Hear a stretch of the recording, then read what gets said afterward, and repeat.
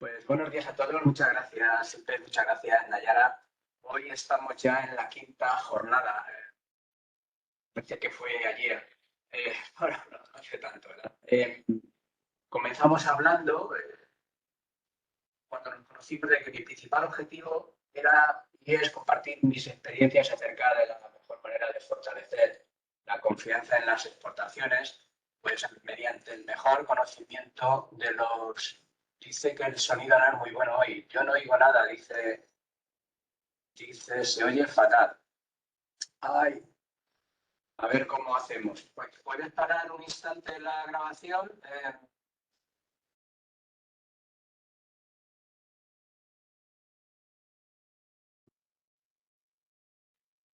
Ya está, Gregorio. Vale, de acuerdo, estupendo. Pues nada, buenos días a todos. Disculpar esta pequeña interferencia con la tecnología.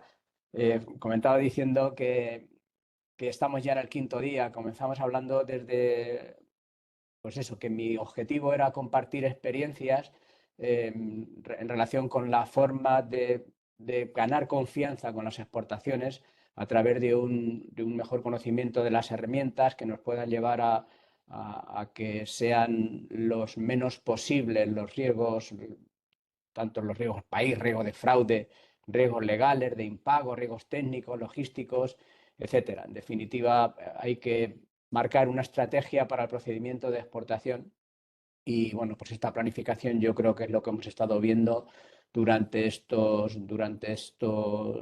5 días, ¿no? que hoy finalizamos.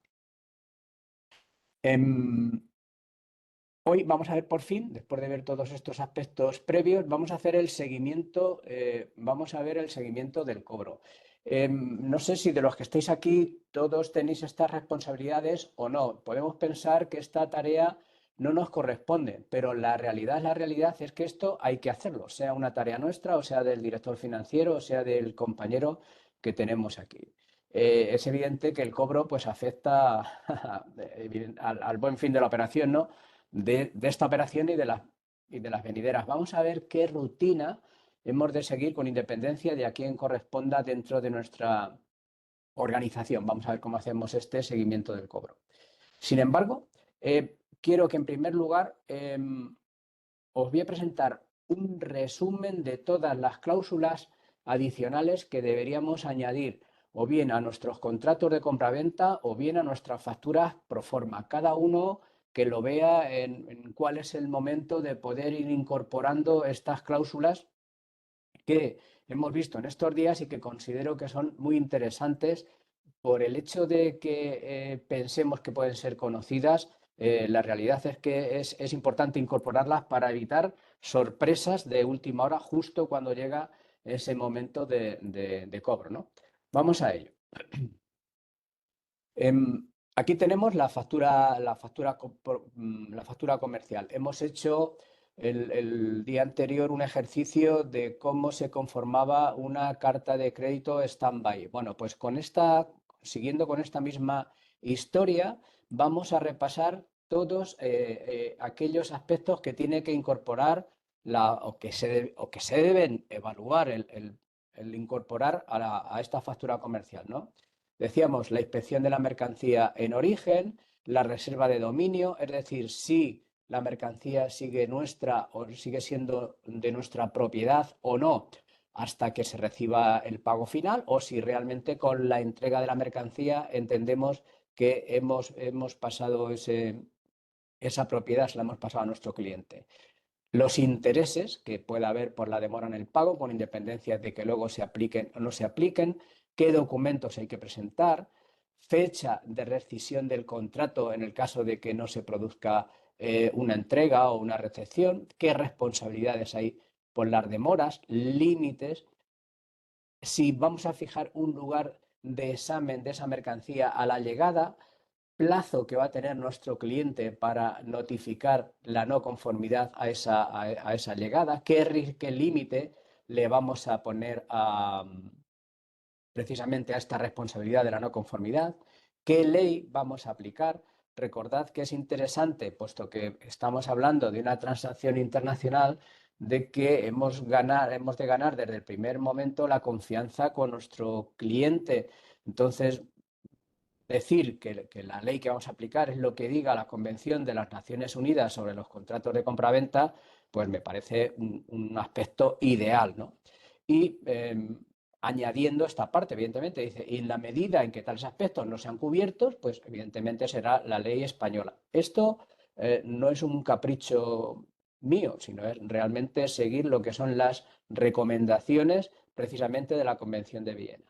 ¿Cómo vamos a resolver las controversias? Pues ya os comenté mi opinión de que antes de ir a unos tribunales ordinarios o antes de recurrir precisamente a la propia mediación de la Cámara de Comercio Internacional, que es muy cara, pues yo recurriría a los mediadores, al Colegio de Mediadores de Madrid, que siempre hará que ese arbitraje para resolver esa controversia pues sea menos dañino en cuanto a la continuidad de la relación comercial, ¿verdad?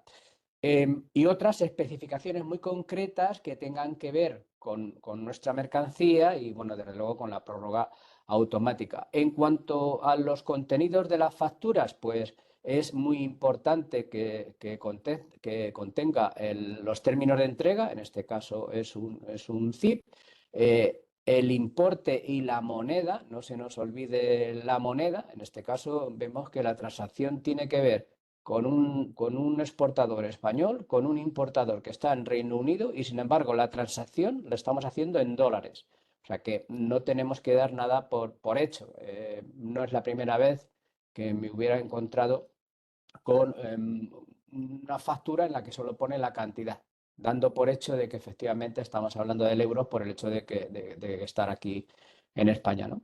Las condiciones de entrega es otro de los aspectos que también es muy, muy importante y, bueno, pues identificar en definitiva todos aquellos aspectos que nos van a poder hacer falta tanto en la aduana como pensando en una relación posterior. Vamos a ver otros aspectos también, no solo estos que son más genéricos, sino algunos que son más concretos y que creo que es interesante.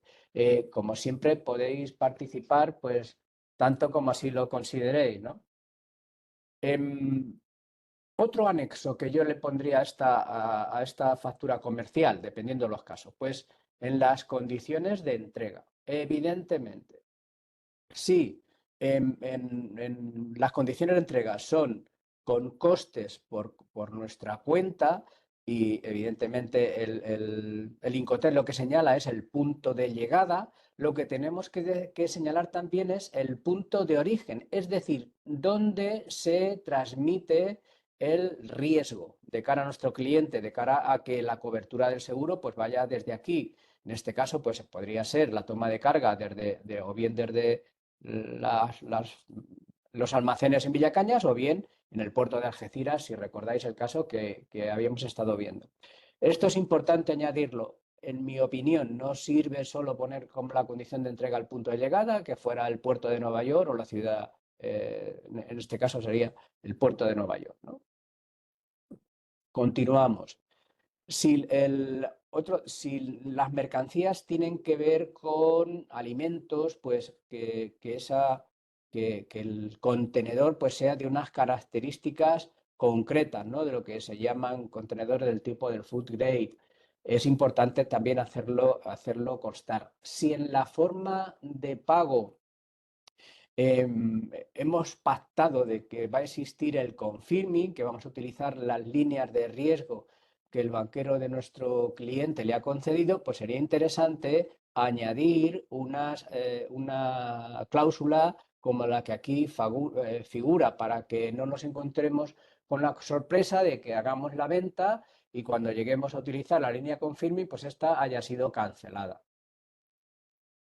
Los documentos de transporte, pues evidentemente en los casos de que son diferentes, de que el Incoterm sea Earthworks, FCA o FOB, el comprador hay que añadir una cláusula que diga el comprador debe contratar a sus propias expensas. En el caso de que fuéramos a utilizar una remesa documentaria en cuanto al documento de cobro o una carta de crédito y hubiéramos pactado FCA, recordad que en la propia Cámara de Comercio Internacional pues ya nos pone esta posibilidad de que utilicemos la regla Incoterm FCA y que pactemos con nuestro comprador, que nos tiene que dar instrucciones al transportista para que nos entregue el documento de transporte a nosotros, que a su vez se lo haremos seguir a través de la carta de crédito o la cobranza documentaria.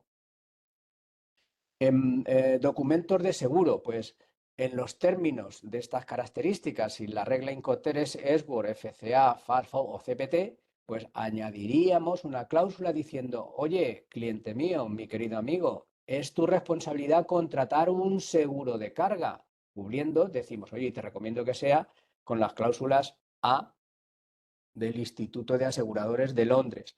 ¿Por qué? Pues porque a veces, principalmente cuando se utilizara el término coste y flete, que sería puede pensar nuestro cliente que el seguro no corre de nuestra cuenta. Entonces, es muy conveniente añadir este tipo de cláusulas para evitar sorpresas de última hora.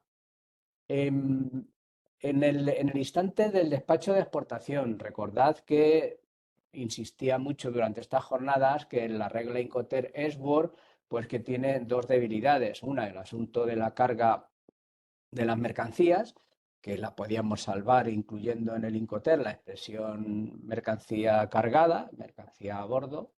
Y la otra era que el despacho de aduana no se produjera o que se produjera con algún tipo de anomalía. Entonces, si realmente tenemos en mi punto de vista, la necesidad de vender o por normas de la compañía vamos a vender SWORD, pues sería bueno añadir una norma de estas características donde se recuerde al nuestro cliente que tiene la obligación de realizar el despacho y que nos dará una copia de ese despacho, ¿no? Pondremos estas dos cláusulas en este caso.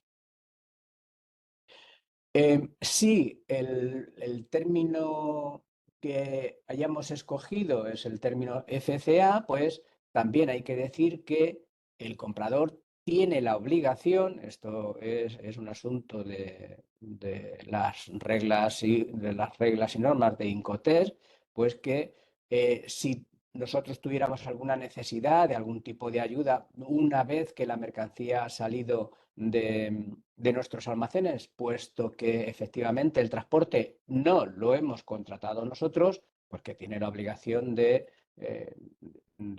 facilitarnos la información que sea necesaria y desde luego a nuestro coste.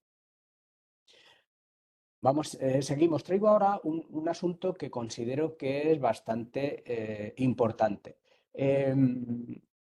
En las condiciones generales del principio que habíamos visto en el primer anexo, se hablaba también de un asunto de responsabilidad por demoras, pero eran demoras referidas al vendedor. Y lo que traigo aquí, que creo que es muy importante, son las demoras del comprador.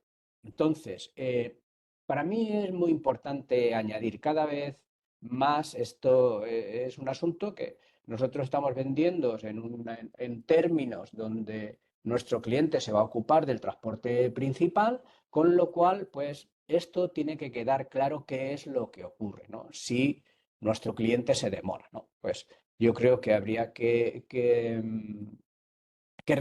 hacer una cláusula de estas características, ¿no? Esta es la cláusula única, pero se dan estos cuatro condicionantes. Dice, el comprador deberá proceder a la recepción de la mercancía, para lo cual notificará al vendedor el nombre del porteador, el momento dentro del plazo acordado, el modo de transporte y el punto de entrega donde se recibirá. Esto no cuesta nada añadirlo y nos va a quitar quizá algún quebradero de cabeza en el momento de la entrega. Pensad que estos anexos los estamos realizando justo cuando estamos pasando la factura pro forma. Las demoras en la recepción, pues evidentemente estas demoras en la recepción también son referidas a un coste que va a tener que pagar, en este caso, nuestro cliente si es que realmente está tardando en retirar la mercancía. O incluso fíjate lo que podría ocurrir, que en un momento determinado hubiera no solo una demora en la recepción, sino que hubiera una falta de recepción. Es decir, que nuestro cliente al final no se presenta, no viene con el camión a retirar la mercancía. Entonces, ¿qué es lo que ocurre? Pues esto lo tenemos que prever y en un caso, pues dejar claro que en un momento determinado, incluso si hubiera un anticipo, pues se va a aplicar directamente al cobro de esa indemnización.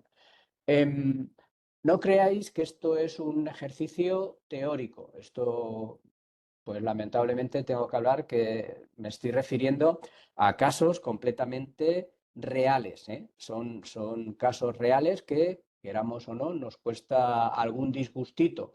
Por lo tanto, para prevenir esas posibles dificultades, bien es cierto que es mejor que en un principio pues las pongamos en marcha. Me atrevo a preguntaros si alguno de vosotros ya ha puesto en estos días, en estas 2 semanas que llevamos juntos, ha puesto en marcha alguna de estas cláusulas adicionales en sus contratos de compraventa o en sus facturas comerciales. ¿Nadie? ¿No lo veis conveniente o que todavía no lo habéis madurado lo suficiente? Bueno, continúo. Vamos realmente a lo que era Tenía necesidad, yo veía bastante interesante el dar un repaso a la factura y a la factura pro forma y a esas condiciones adicionales, creo que es importante. Y ahora pues vamos a lo que era el propósito de este día, ¿no? Que era revisar, sacar las herramientas necesarias de la cajita, ¿vale? A ver cómo vamos a hacer ese seguimiento de cobro. Bien. En principio, tendremos en cuenta que la forma de pago que hayamos previsto pues va a hacer que ese seguimiento de cobro sea de una manera o de otra. Va a depender de, oye, ¿era pago anticipado? ¿Ha llegado la transferencia? Si era una cobranza, ha llegado el abono. Si era un crédito comentario, ¿cómo está? ¿Ha habido aceptación de discrepancias? ¿No ha habido discreción de discrepancias? Si había una cobertura de aval, oye, pues lo tenemos que ejecutar o tenemos que archivarlo el expediente, ¿no? Bueno, vamos a revisar cómo serían las actuaciones en cada uno de estos 4 casos en lo que ha llamado el seguimiento del cobro, pues, dependiendo de la forma de pago. Si el cobro es a plazo, pues este formato va a ser igual para los 4 supuestos que vamos a revisar hoy.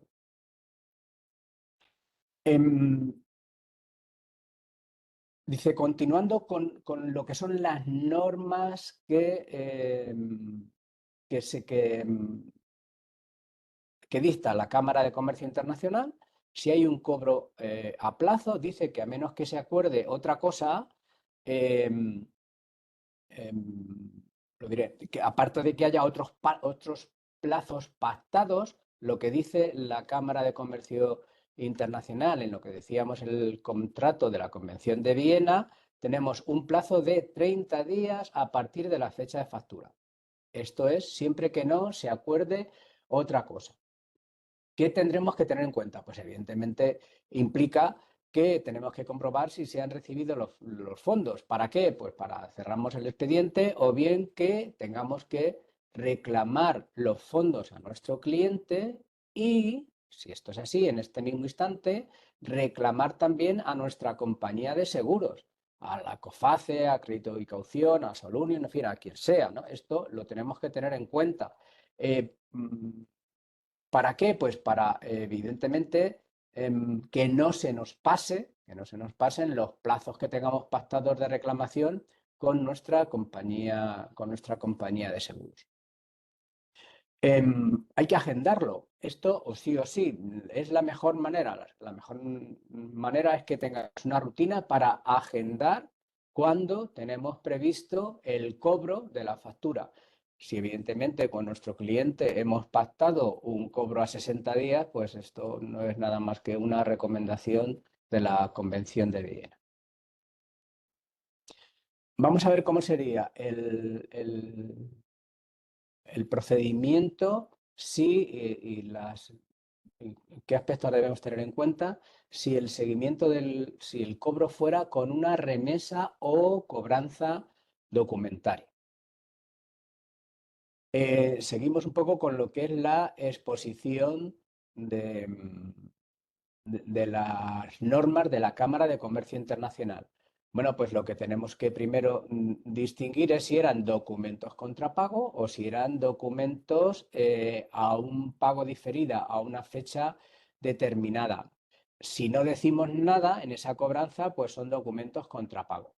Yo creo que aquí lo tenemos ya bastante claro todos en el sentido de que es extraño que no digamos cuando le mandamos las instrucciones a nuestro banquero, esas instrucciones de pago, pues que no le digamos si es documentos contra pago o si es unos documentos contra aceptación.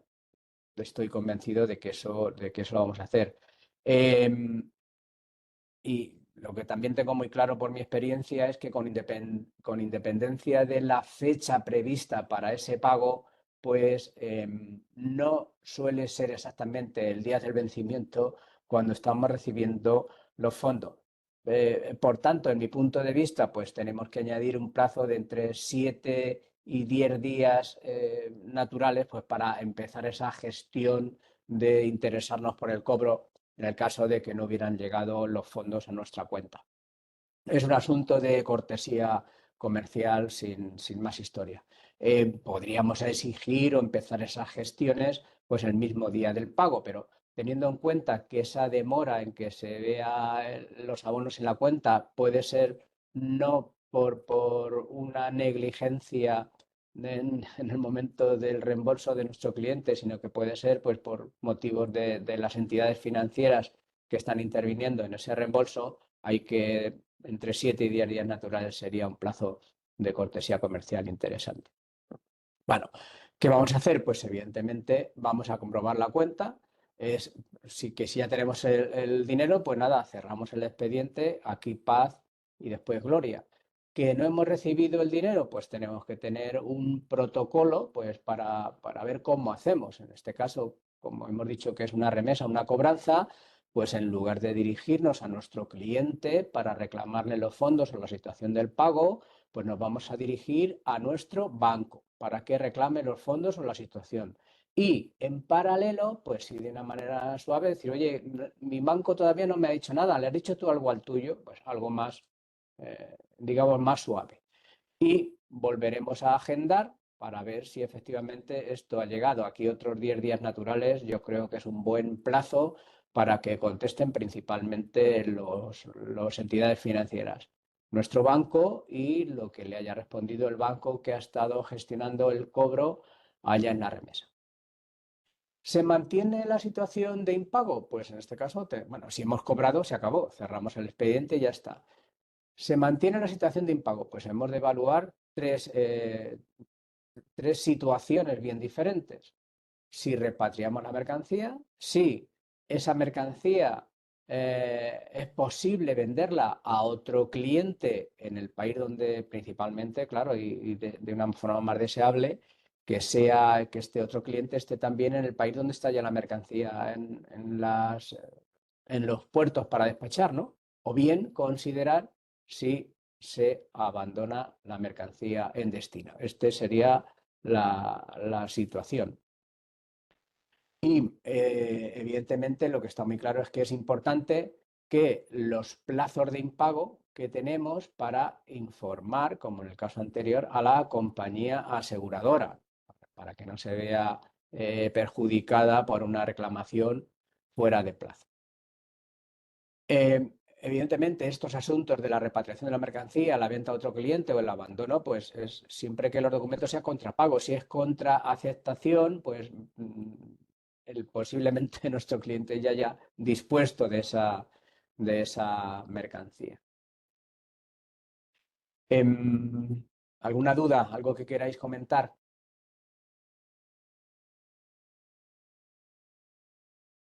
Bien, vamos a seguir con el procedimiento cuando el sistema de cobro sea una carta de crédito. Pues lo primero que ya habríamos tenido, fíjate, al final ya, evidentemente hay que recordar que lo que nos recomienda la Cámara de Comercio Internacional es que las cartas de crédito se reciban 30 días antes de la fecha de expedición. Podemos tener un pacto, volviendo a las normas de cortesía comercial, que en lugar de 30, pues sean 20 o que sean 15. Creo que en ningún instante habríamos hecho el embarque de una mercancía, como bien hemos ido repasando, sobre todo en el capítulo que llamamos embarque, en donde teníamos 10 calendarios a comprobar, pues que esa carta de crédito evidentemente se ha tenido que recibir. La presentación de documentos, pues en este seguimiento lo que sí que tenemos que tener en cuenta es que salvo que haya un plazo diferente, lo que dicen las reglas y usos es que nosotros hemos tenido que llevar al banco los documentos de utilización de esa carta de crédito en un plazo no superior a 21 días desde la fecha, 21 días naturales desde la fecha en que se emitió el documento de transporte. Para nuestro seguimiento y para nuestra agenda de seguimiento. Hay que tener en cuenta que el banco, nuestro banquero, tiene 5 días hábiles como máximo para que nos diga si los documentos que hemos presentado le gustan o no le gustan para gestionar el cobro de esa carta de crédito. 5 días hábiles, no tiene más. ¿Qué ocurre? Que este plazo hay que tenerlo en cuenta, evidentemente, porque los plazos aquí estarían, los bancos estarían entrando, si incumplen, en un riesgo operativo que les llevaría a estar en un proceso de debilidad, sí, debilidad con respecto a lo que es la gestión de esa carta de crédito y son sumamente cuidadosos de que estos plazos no se extralimiten. Esto es bueno que cuando, si recordáis, decíamos en las cartas de crédito que podían ser utilizables en nuestras cajas y en sus cajas. Nuestras cajas eran en el banco, en nuestro banquero, y en sus cajas, que eran pues en las cajas del banco de nuestro cliente. Si lo hacemos que esa carta de crédito sea disponible en las cajas de nuestro banquero, pues en un momento determinado esta presentación de documentos de los 21 días, como hay que sumarle estos otros 5 días hábiles, pues la verdad es que si nosotros tenemos algún tipo de retraso en esta presentación de documentos, nuestro banco, nuestro gerente bancario, nos puede salvar de esa demora haciendo uso de estos 5 días hábiles que tienen ellos. Aspectos a tener en cuenta, pues evidentemente hay que agendar la fecha para que nos diga nuestro banquero si los documentos han sido conformes, es decir, antes de estos 5 días hábiles. Si nos dice que estos documentos tienen discrepancia, pues tenemos que valorar si esos documentos discrepantes son objeto de sustitución o no lo son. ¿Cómo vamos a valorar la sustitución? Pues yo creo que es bastante sencillo. ¿La discrepancia surge de un documento que hemos emitido nosotros? Pues de ser así, fácilmente se sustituye y no tienes mayor problema. Estoy hablando de la factura comercial, estoy hablando del packing list o estoy hablando de cualquier certificado que fuera emitido por nosotros mismos. Bueno, pues lo sustituimos y ya está, y salvamos la discrepancia. Si de lo que estamos hablando son de documentos de la aduana, como podía ser el certificado EUR 1 o puede ser un documento de un seguro de transporte que quizá hay que valorar si se puede sustituir inmediatamente.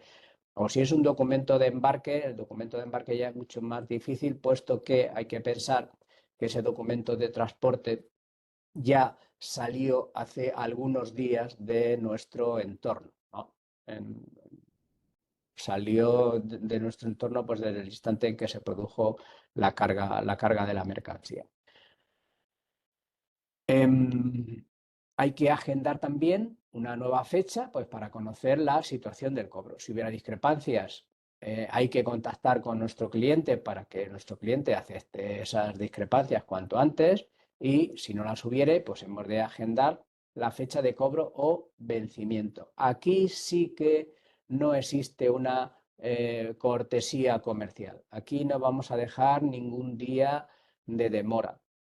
Y simplemente, bueno, pues a tener en cuenta por el asunto de que pudiera haber un cambio de divisa o por el asunto de que hay bancos reembolsadores, pues que a esa fecha de cobro exactamente, a esa fecha de vencimiento, le pudiéramos añadir 2 días hábiles más, nada más, pero no por un asunto de cortesía comercial, sino por un asunto de que efectivamente si hay que utilizar distintas divisas, sin duda va a haber 2 días más y si no son distintas divisas, pues puede haber algún tipo de demora por parte de los bancos reembolsadores. Y a partir de ahí, una vez que hay discrepancias, pues verificar que ya tenemos la pasta y cerrar el expediente.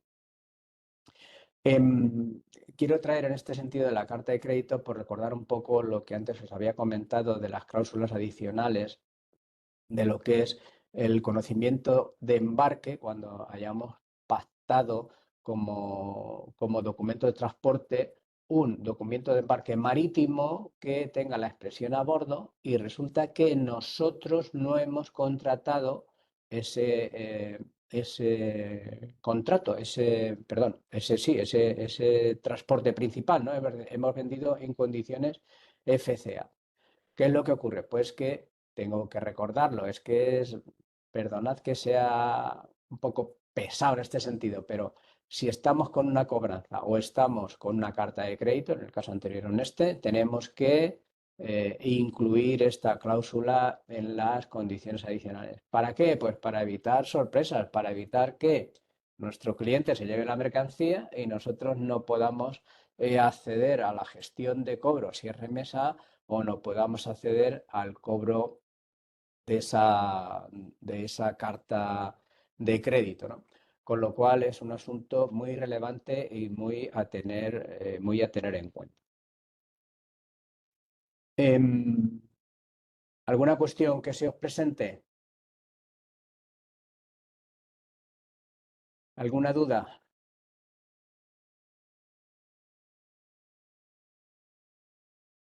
Nada, hoy estáis calladitos.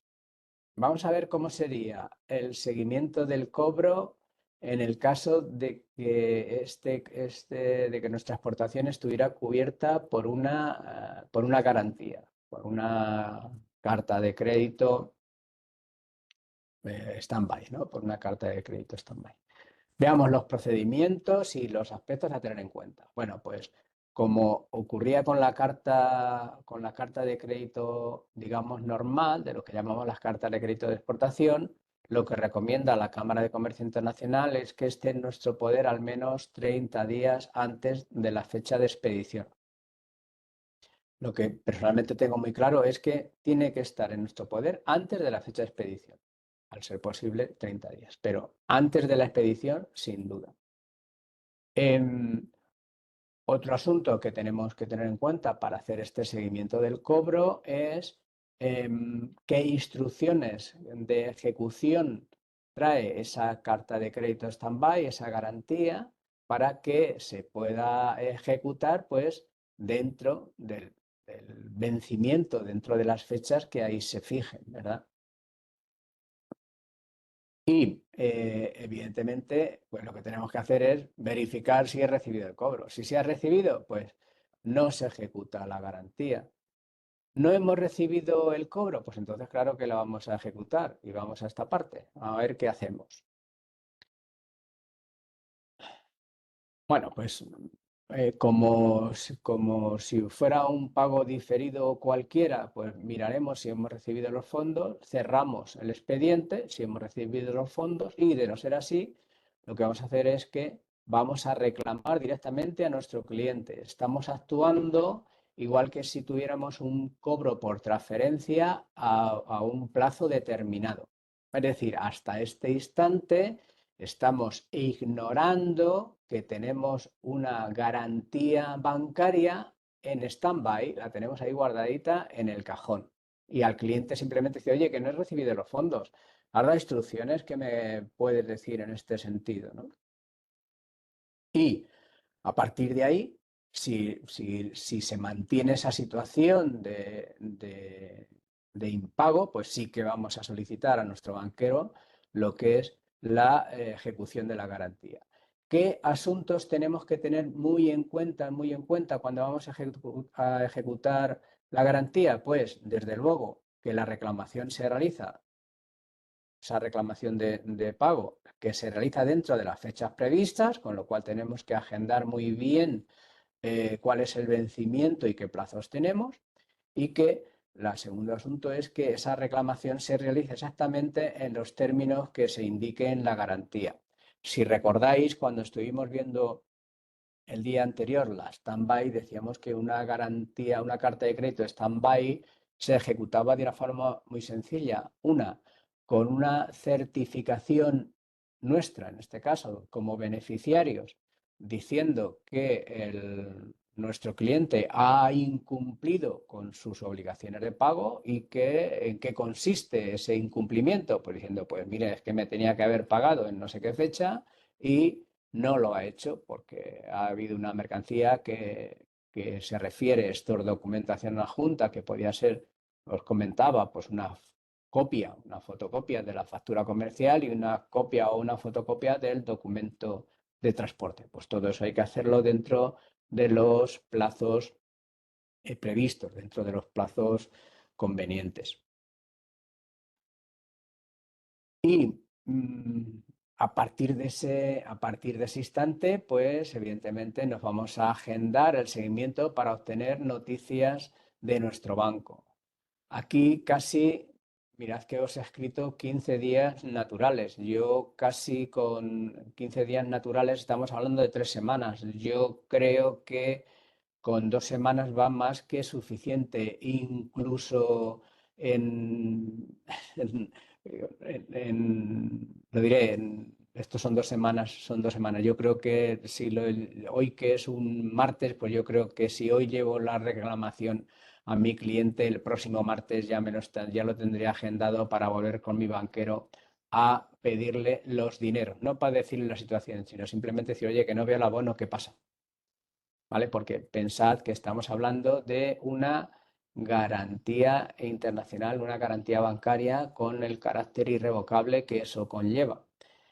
Eso, si es que esa garantía no está confirmada o estamos hablando de que esa carta de crédito stand-by es local y es nuestro propio banquero el que ha emitido ese seguro o ha confirmado este seguro de pago del banquero de nuestro cliente, ¿verdad? Pues entonces el pago tendría que ser inmediato. Bueno, pues estos son los distintos aspectos de la forma de pago. Me gustaría conocer un poco vuestra opinión.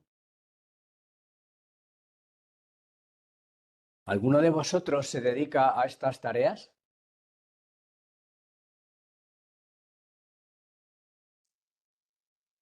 ¿Vosotros no hacéis el seguimiento del cobro de las mercancías que estáis gestionando, lo que es la incorporación o la venta? ¿Alguno de vosotros que tenga experiencia en este sentido?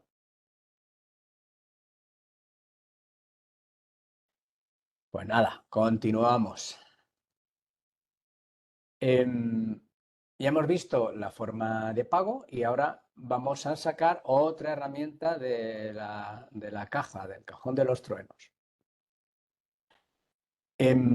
Lo que vamos a hacer en este sentido, en este seguimiento del cobro, es ver esta gestión del impago, qué límites tenemos con una gestión de impago. O sea, no hemos recibido el cobro, aquí damos por sentado de que no hemos recibido el cobro para seguir. Si evidentemente en este paso marcado como I1 hemos recibido los fondos, pues se acabó. Lo que hay a continuación, esto no tendría sentido. Aquí estamos hablando de que nuestro cliente no nos ha pagado, tenemos una cobertura con una compañía de crédito a la exportación, una compañía aseguradora de crédito a la exportación, y vamos a reclamarle a nuestra compañía.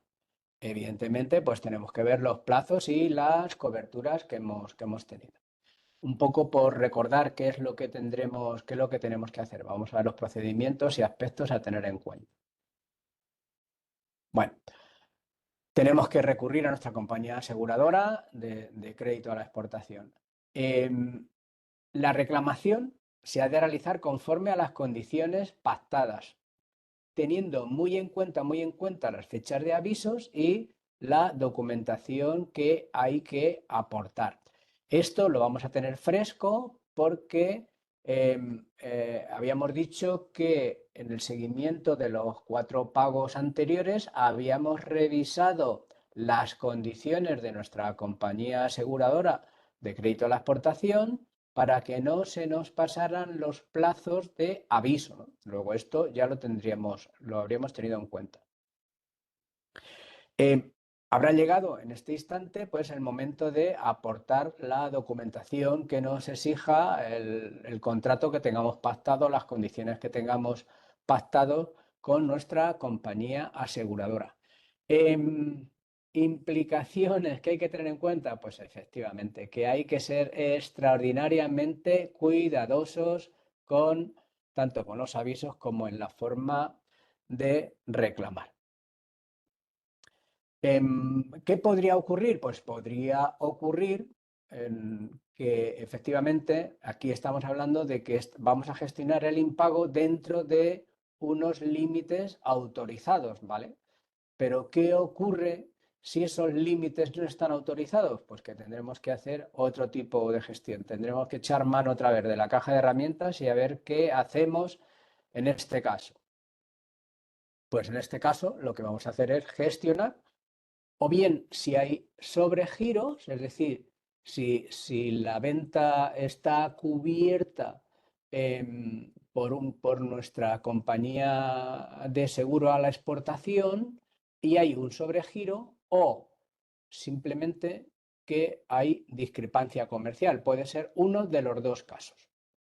Y ahí se ha colado una M. Vamos a tenerlo en cuenta. 152, una M que sobra, para rectificarlo, que no, ahora es que me llama muchísimo la atención. Vamos a ver el procedimiento y qué aspectos debemos tener en cuenta en este caso. Insisto, tengo una compañía de seguros que me decía te cubro para este cliente hasta 100 y resulta que he vendido 150. Bueno, pues evidentemente, ¿qué pasa con ese sobregiro?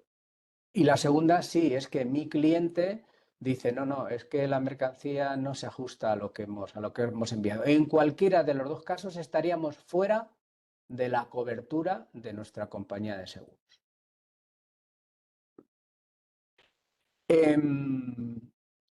Lo primero que haría, en mi opinión, sería gestionar con mi compañía aseguradora habitual, esta es con la que gestionaría este seguro, perdón, este recobro. Si esto no fuera posible, pues hay que decir que existen en el mercado compañías especializadas en el recobro internacional de impagadas. Son expertos en la resolución de disputas, en investigación mercantil y financiera, etcétera. Y hay que decir que suelen cobrar en caso de éxito.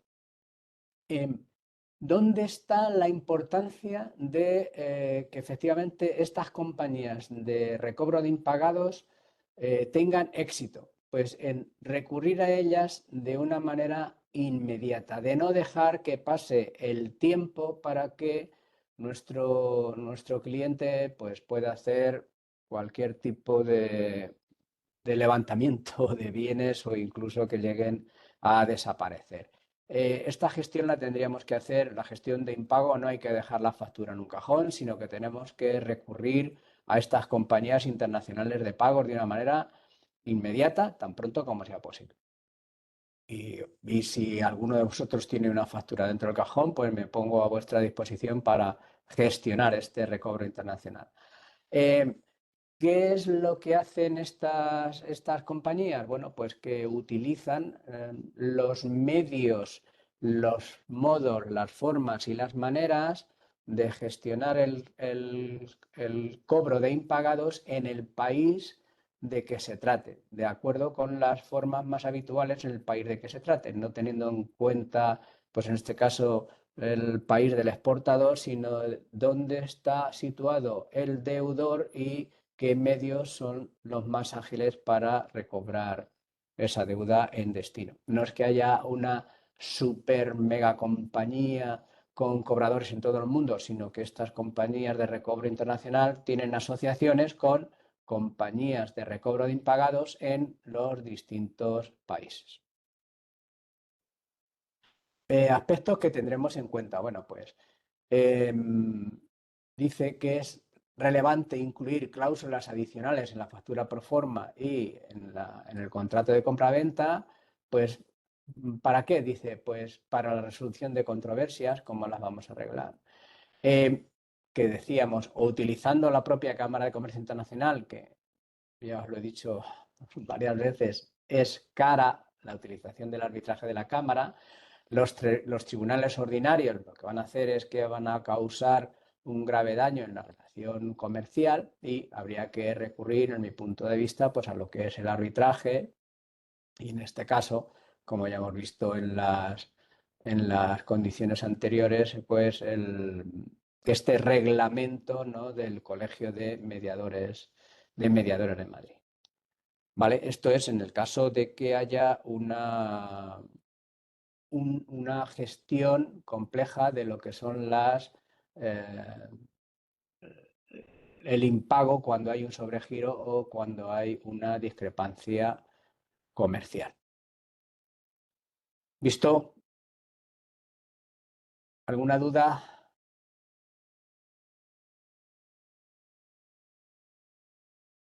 En este sentido, recordar lo importante de añadir en el anexo la ley aplicable, ¿vale?, y la resolución de controversias. Esto lo hemos visto al principio, ¿no? El añadir la ley aplicable y la resolución de lo que decíamos como un tercer anexo de la factura comercial o del contrato de compraventa.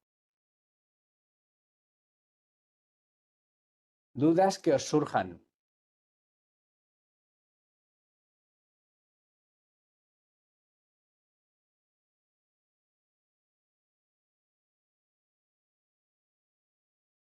Ahí, ¿verdad? Estáis todos con los micrófonos deshabilitados. Bueno, no sé si estáis hablando o es que no me queréis contar nada hoy. Bien, seguimos.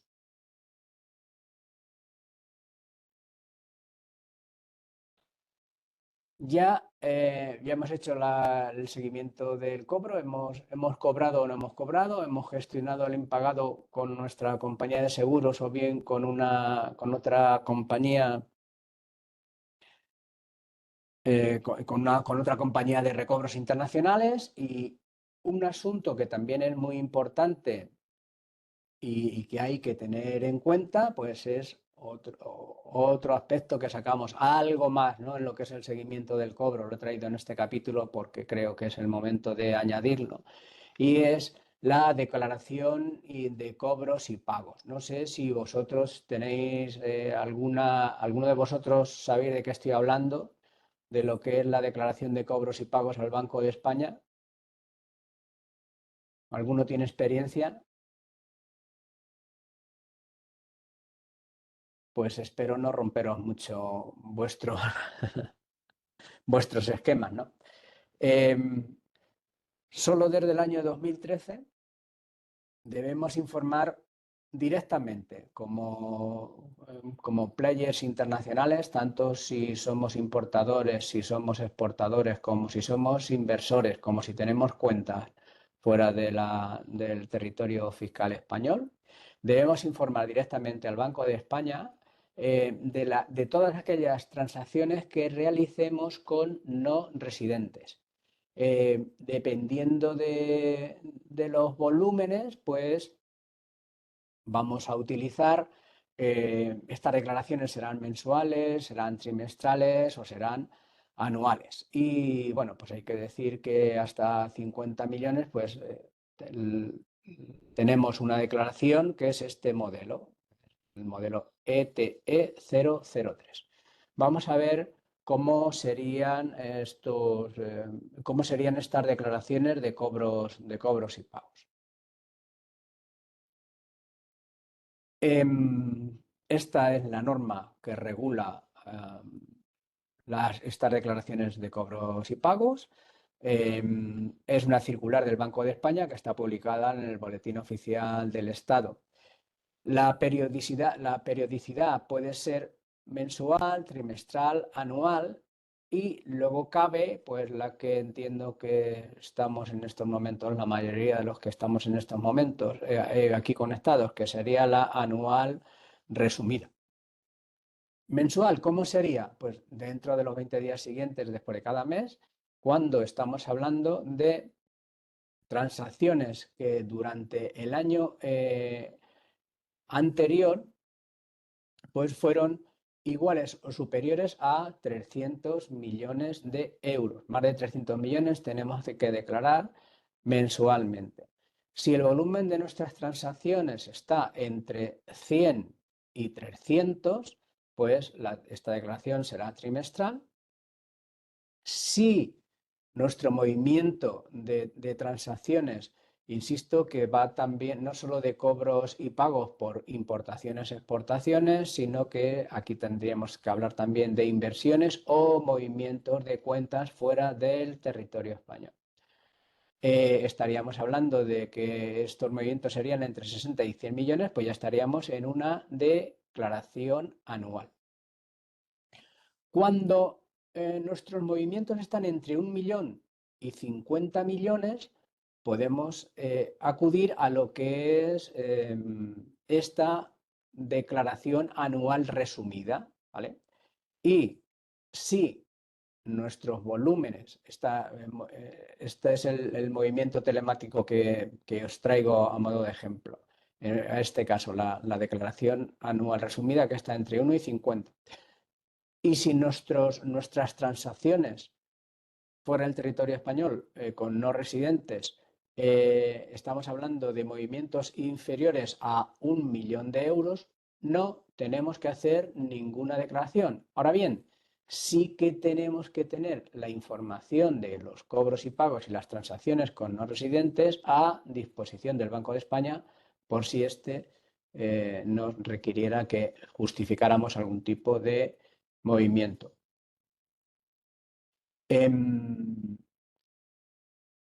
Continuamos. Tenemos el procedimiento en la empresa que sería tener un registro de cobros y pagos. Esto es lo que tendríamos que tener en nuestra compañía pues, para realizar estas declaraciones. Y importante que podemos contrastar nuestros propios registros solicitándole a las entidades financieras la información que hubiera facilitado por su cuenta al Banco de España. La entidad financiera tiene también que hacer una declaración, pero en volúmenes globales, ¿no? Y para ello, pues evidentemente tiene que tener un registro particular, con lo cual, aunque no ceda esta información al Banco de España, sí que nos puede facilitar a nosotros un resumen de por cuenta o por NIF los movimientos de cobros y pagos que se han realizado con el extranjero. Esto los bancos lo suelen tener y lo facilitan sin mayor dificultad. ¿Vale? Vamos a ver el procedimiento telemático que se nos ha quedado ahí arriba colgado. Tenemos el ET001, que es para operaciones con iguales o superiores a 50 millones de euros, o bien el que ya hemos comentado, el ET003, que es cuando los importes de los saldos no están en los 50 millones de euros. Dice, cuando ni el importe de los saldos ni el de las transacciones superen en el año los 50 millones de euros. ¿Dónde encuentro estos procedimientos telemáticos? Pues los podéis encontrar en esta página web. ¿Vale? Aquí tenéis, si pincháis sobre este enlace, lo vais a tener, es el sitio oficial para obtener el ET001 y el ETE003. ¿Alguno de vosotros, no hacéis ninguno de vosotros este ET003?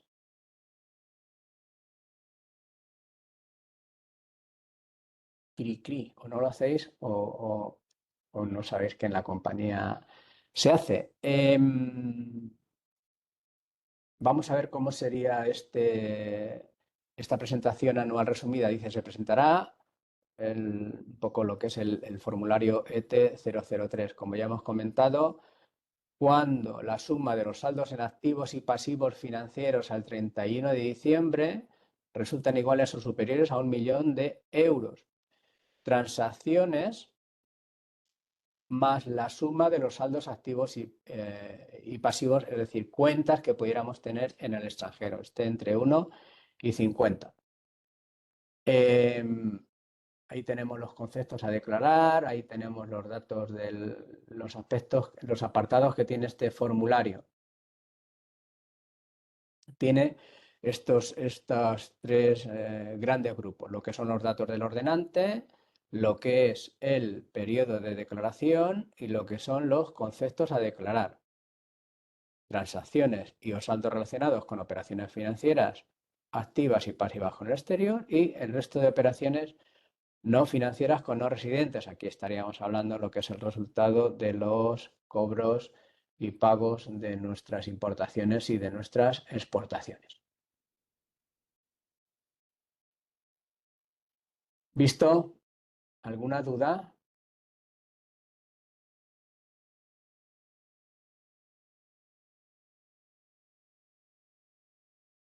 Pues señores, hemos completado, Miguel. Esto es obligatorio.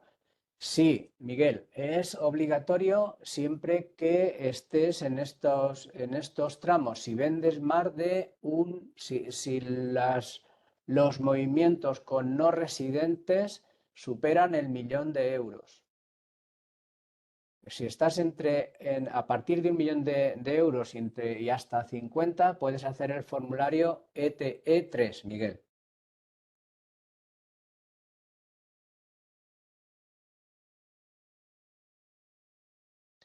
Entiendo que es que no lo hacéis o no tenéis constancia de que esto lo estéis formalizando.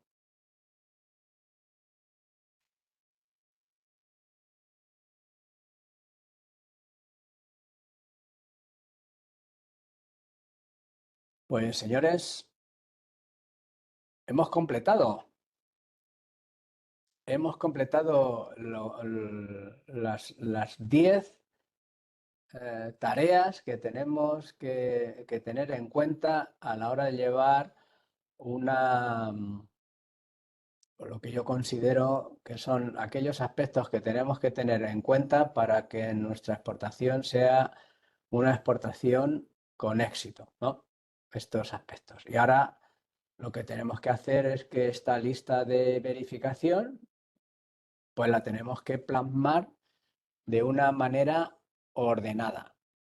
Y vengo a utilizar de esta manera ordenada lo que ya puse a vuestra disposición cuando hicimos la webinar de presentación de este curso, ¿no? Pues me escribo la sala de juntas, me cojo la sala de reuniones de nuestra empresa y la voy cumplimentando de todos aquellos aspectos que tengo que tener en cuenta. Si estoy con una nueva operación, si he verificado los países, el cliente, si tengo una contratación con una compañía aseguradora, si resulta que mi banco está dispuesto a confirmarme una carta de crédito.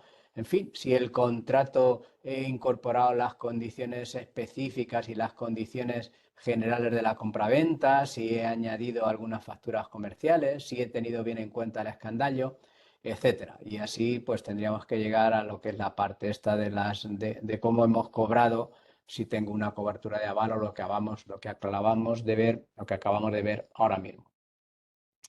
Esta sería una fórmula y otra fórmula, pues evidentemente, es hacerlo pues quizá de otra manera un poquito más organizada en este sentido, ¿no? Y es pues preparar, evidentemente, pues un documento Excel o bien un PDF o, en fin, cada uno a su modo o a su manera, de tal manera que podamos tener un checklist referente a una propuesta de pedido concreta donde contemple estos 10 apartados. Cómo actúo con los nuevos clientes u operaciones, qué tengo que tener en cuenta con el contrato de compra-venta, cómo tengo que actuar con el Incotest, cómo tengo que actuar con los documentos, cómo tengo que actuar con los medios de pago, las fechas de embarque, las distintas fechas, las distintas coberturas si las tengo, la financiación, en qué momento estoy y lo que es finalmente este seguimiento del cobro, ¿no? Esta sería un poco mi propuesta. A ver si os puedo tener en cuenta algo que, bueno, pues para mis asuntos más particulares tengo medio segundo. A ver, ¿dónde está? ¿Dónde está el corazón?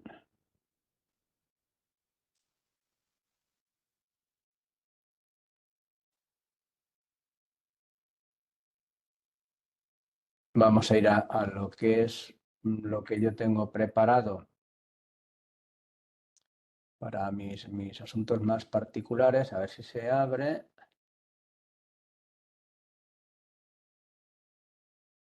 Que sería pues una hoja Excel de estas características donde yo iría añadiendo a cada uno de los capítulos, ¿no? Y dentro de cada capítulo a los distintos controles, pues a ver si lo he hecho o no lo he hecho. Esto no es nada más que un ejemplo. Dicen las sanciones internacionales. He verificado los países, dice no aplica porque es un país de la Unión Europea. En este caso, la verificación del cliente, dice lo he realizado y no aparece en las listas de la UNO. Verificación de participantes con nuestro banco, digo, pues no aplica porque nuestro cliente es suficientemente conocido. Exclusión de participantes con el transitario, pues en este caso lo tengo como pendiente, pero bueno, si recurro y esta situación ha variado, porque es decir, realizado, y aquí añado, digo, transitario, ok. Transitario, ok. Y bueno, pues evidentemente tendría que seguir así haciendo de qué manera o no de qué manera. Confirmación y riesgo país con una entidad financiera, dice. Disponibilidad para confirmar una hipotética carta de crédito. Bueno, pues ya he hablado con mi cliente, perdón, con mi banquero y en este caso pues dice realizado y dice, ¿qué es lo que ha ocurrido? Dice, pues de acuerdo, conformidad, o sea, de acuerdo, de acuerdo, confirmar. LC, ver listado de bancos, pues ya lo tenemos. Y dice los costes, dice pues también lo he realizado y dice precios, costes de comisiones ya pactadas. Bueno, pues esta sería una fórmula. Con esta hoja Excel, pues lo que si me acudo a este resumen, a lo que es la hoja de resumen, pues ya me voy a encontrar que esto aquí lo tengo, no aplica realizado, no aplica realizado, realizado no aplica, realizado realizado. Bueno, pues iría al paso siguiente, ¿no? Que lo siguiente es que en este caso tengo dos asuntos pendientes, el escandallo y la factura pro forma. Bueno, pues me iría aquí al contrato y a la factura pro forma. El escandallo. Indicar aquí el Incoterm seleccionado. Dice, pues, ¿y cuál es el Incoterm que he utilizado? Dice, pues, he utilizado para ver los más caros DAP, por decir uno de ellos. Muy bien. Y dice, y la situación que está en pendiente, pues ahora voy a decirle que no, que se está en realizado y ya está. Dice precios, conformes a lo pactado. Pues ya está. Muy bien. Dice contrato de compraventa. Dice contrato. Dice, en este caso no aplica porque con este contrato, con este cliente no hago contrato. Muy bien. La factura pro forma pendiente, pues aquí ya también realizada y aquí lo que digo es incluidas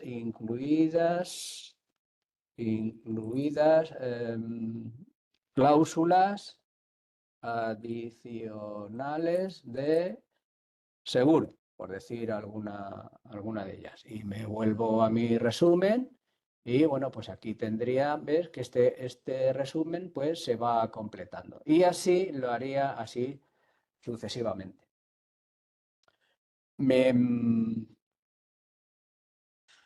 Creo que es interesante este apartado de los Incoterm, pues en lo que tenemos de las obligaciones generales, para que veáis un asunto que es importante a tener en cuenta con cada Incoterm, las obligaciones generales, la entrega de la mercancía, la transmisión del riesgo, el transporte, el seguro, los documentos de transporte, los despachos de aduanas, etcétera.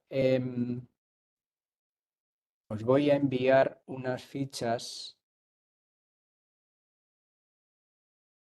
Incoterm donde se resumen lo que son las obligaciones tanto del comprador como del vendedor en estos 10 aspectos, ¿no? Para todos y cada uno de los Incoterm. Yo creo que os voy a mandar la ficha de los que hemos estado hablando, general, que es el ESWUR, el FCA, os voy a mandar también el CELCIP y os voy a mandar el DAP, de estos 4. Si alguno de vosotros cuando os envíe estas fichas queréis de algún otro Incoterm, pues también las tengo preparadas. Pero vamos, yo creo que con estas 4 entendemos bien de cómo sería cómo estaría la situación. Y insisto, en aquellos que queráis, pues os envío esas condiciones o os envío, o si alguno tenéis interés en que os envíe también las condiciones específicas o las condiciones generales del contrato de compraventa de la Cámara de Comercio Internacional, que está basado en la Convención de Viena, lo que os he hablado en distintas ocasiones de lo que es la publicación 811, pues estaría totalmente a vuestra disposición. Pues amigos, por mi parte es todo. Hoy me habéis dejado, vamos, me habéis intervenido prácticamente muy poquito, muy poquito. Me habéis dejado seco. Aquí tenéis en pantalla lo que es mi dirección de correo electrónico. Bueno, tenéis mi enlace al LinkedIn, tenéis mi número de teléfono. Es vuestro turno, por favor. Preguntas, dudas, algo que se os ofrezca.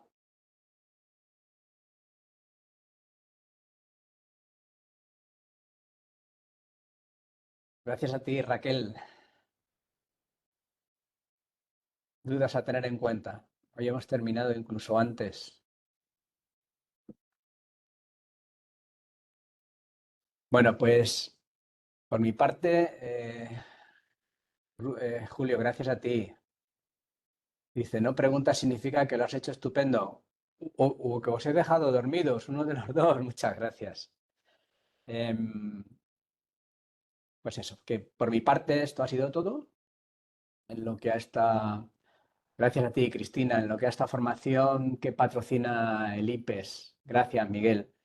Eh, Manuel dice que lo dejamos todo muy claro, dice, no salen, pues habrá que revisarlo con un caso real y bueno, pues en este sentido, dice, dudas que le ha venido muy bien para reforzar conocimientos, muchas gracias a todos. De verdad, de verdad, de verdad que reitero mi disposición del primer día en lo que a propósitos y objetivos se refiere. Mis propósitos y mis objetivos son los de transmitir y compartir mis experiencias con todos vosotros, para lo que estoy a vuestra disposición. Así es que nada más. Os envío ahora la presentación. Muchísimas gracias a todos y me despido con un gran abrazo de corazón. Que tengáis un gran día y encantado de conoceros a todos. Buenos días a todos.